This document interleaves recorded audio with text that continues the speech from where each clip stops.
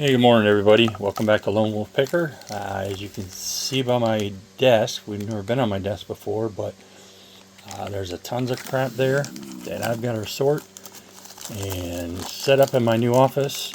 But I thought we'd open a pack of the 1990 pre-rookie baseball cards.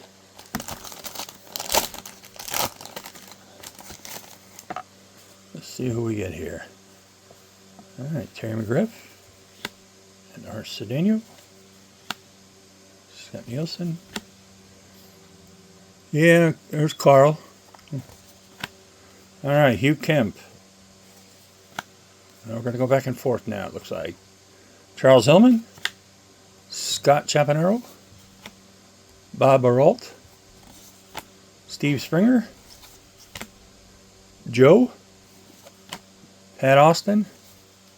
Rounded out with Tom Malone. So we got a couple of Major League players there. Thanks for watching. Have a good day. Bye.